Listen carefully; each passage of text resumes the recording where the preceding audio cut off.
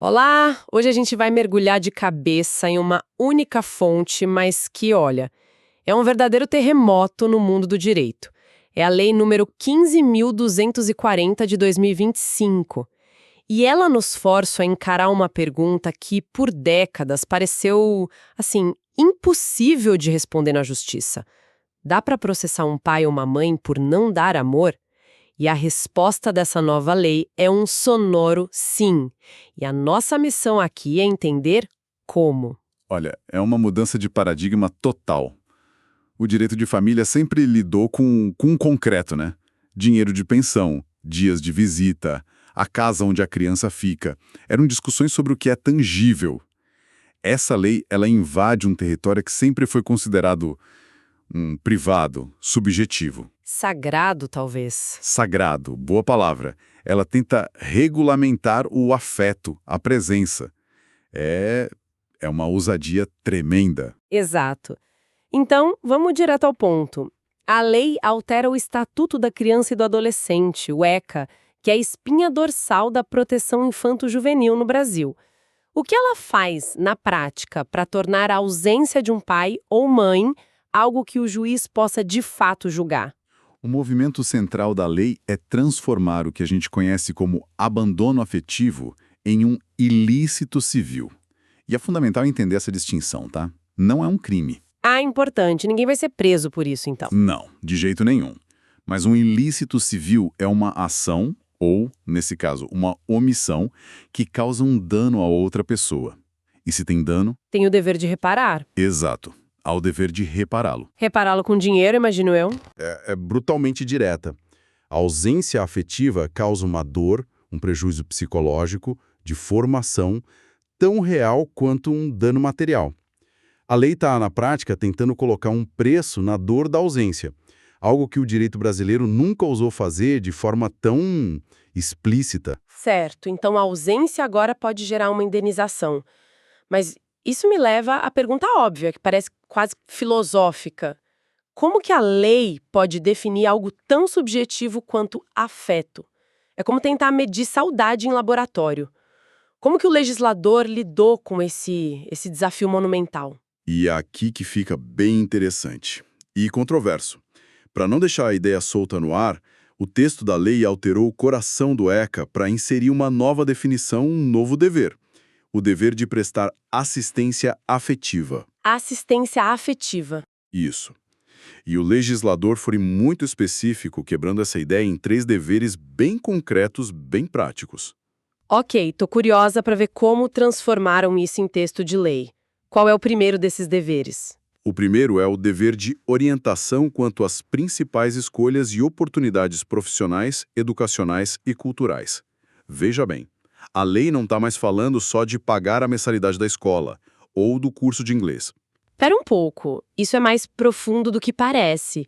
Então, se um pai paga a melhor faculdade do país, dá um carro pro filho estudar, mas nunca senta com ele para discutir a carreira, para ouvir as angústias, falar sobre o futuro, ele poderia, em tese, estar cometendo um ilícito? Exatamente essa é a provocação da lei. Ela separa o dever material do dever afetivo. Prover o recurso não anula a obrigação de participar da jornada. A mentoria, a conversa, o conselho, tudo isso passa a ter peso jurídico. Uau! Isso muda completamente o jogo. E qual seria o segundo pilar dessa definição?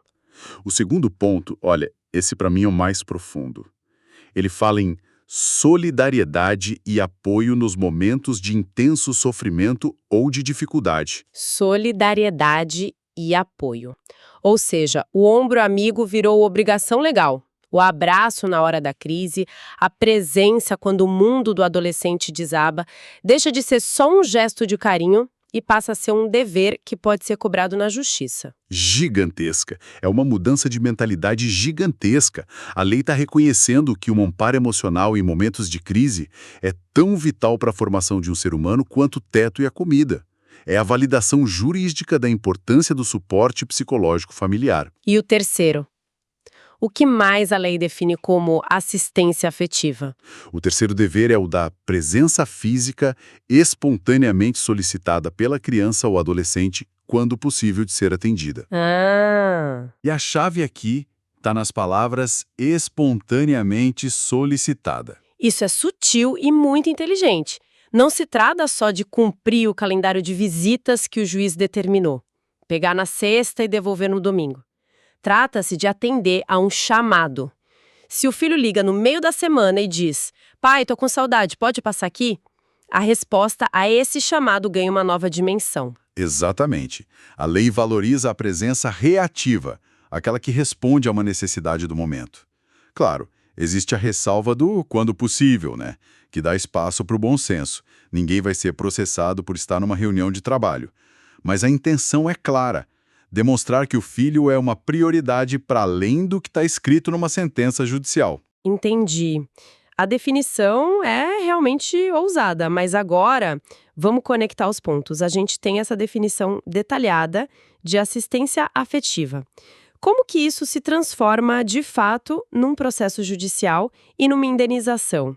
Onde que está o motor que faz essa engrenagem girar? O motor está em outra alteração crucial no Estatuto. Um novo parágrafo que diz com todas as letras que a omissão que fere os direitos fundamentais da criança, e aí vem a frase-chave, incluídos casos de abandono afetivo, é uma conduta ilícita que gera o dever de reparação de danos. Ah, então é aí que a mágica acontece. É a ligação direta. Basicamente, o texto diz: descumprir aqueles 3 deveres que a gente acabou de discutir causa um dano, e esse dano, que antes era invisível para a justiça, agora tem nome, sobrenome e um valor em reais. E essa ideia não ficou isolada, certo? Pelo que eu vi na lei, essa noção de abandono afetivo começa a se espalhar por todo o estatuto da criança e do adolescente. Sim, e essa é a prova de que não foi uma mudança pontual, mas uma reforma conceitual. Se a gente conectar isso a um quadro maior, a gente vê essa mentalidade sendo costurada em todo o tecido do ECA. Por exemplo, no artigo que lista os deveres essenciais dos pais, onde antes se lia sustento, guarda, educação, agora a assistência afetiva foi adicionada à lista. O que coloca o afeto no mesmo patamar de importância que alimentar e matricular na escola.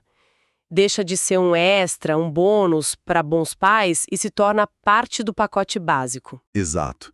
E vai além. A nova definição de abandono também foi inserida em artigos que guiam a ação de outros profissionais. Diretores de escola, por exemplo, agora têm o dever de comunicar ao conselho tutelar não apenas maus tratos físicos, mas também sinais desse abandono afetivo. Nossa! A lei está dizendo a todo o sistema de proteção: fiquem de olho na negligência emocional. Ela agora é uma violação de direitos tão grave quanto as outras. Isso faz com que a lei saia do papel e entre na rotina de quem lida com crianças e adolescentes no dia a dia? Mas isso me leva a uma questão mais espinhosa. Toda lei bem-intencionada pode ter consequências inesperadas. Não existe um risco de essa lei ser usada como uma arma em processos de divórcio litigiosos, de um dos lados instrumentalizar a dor do filho para atingir o outro financeiramente? Essa é, sem dúvida, a principal crítica e o maior risco, a chamada instrumentalização do afeto. É um temor legítimo que a busca por reparação se transforme numa forma de vingança privada, onde a mágoa do ex-casal contamina a discussão sobre a relação parental. O judiciário vai ter um desafio imenso para separar o que é um genuíno dano de abandono do que é uma disputa conjugal mal resolvida. E como um juiz poderia fazer essa distinção? Parece uma linha muito, muito tênue. Vai ser preciso um trabalho muito aprofundado de perícia psicológica, com laudos técnicos detalhados, ouvindo não apenas os pais, mas a criança ou adolescente, e buscando um padrão de conduta ao longo do tempo. Não se poderá basear uma condenação num evento isolado, mas sim numa ausência crônica, consistente. Certo. O risco de decisões injustas é real, e isso vai exigir uma especialização e uma sensibilidade ainda maiores dos juízes de família. Certo. Então, resumindo o que a gente explorou aqui, estamos diante de uma lei que cruza uma fronteira.